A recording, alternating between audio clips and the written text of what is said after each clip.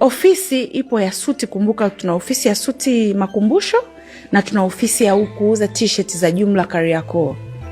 Ikaanza kufa ofisi ya Kariakoo ya t-shirt.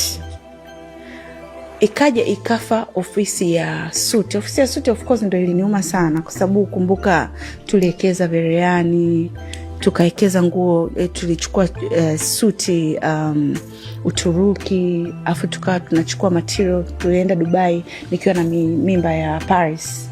Tukaenda Dubai kuchukua material. Kwa hiyo tuliweka hela nyingi sana kwenye suti. Na hata nyinyi niliwaalika kuzindua, nakumbuka mlikuja wote kwa sababu hivyo ya ukaribu. Kwa hiyo ile ofisi imekufa. Ofisi zote mbili zimekufa. Alafu mtu yuko China, imagine, anakwambia huku kuna pesa. Unasema ngoja nivumilie mwenzangu.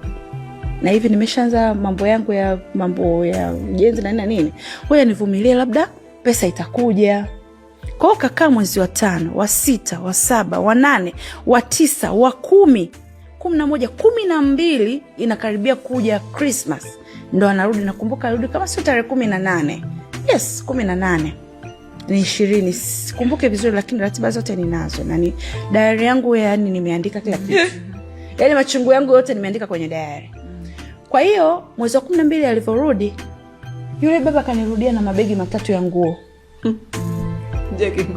Sio kama nimerudi mke wangu, nimetafuta, nimekaa miezi 7, milioni 10 hiyo hapo.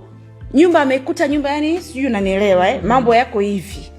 Nilitegemea mke wangu, hongera, umepambana. Basi milioni 10 hii hapa. Au mke wangu, sijapata milioni 10. Nimetengeneza hii hapa milioni 5. Chukua hii 2, hii 3. Moja nitaweka kwa ajili ya watoto, moja nitafanya matumizi yangu, moja nitafanya akiba. Ndio hivyo vitu vinavyoenda. Lakini amerudi mwezi wa 12, hakuna chochote alichokitoa China.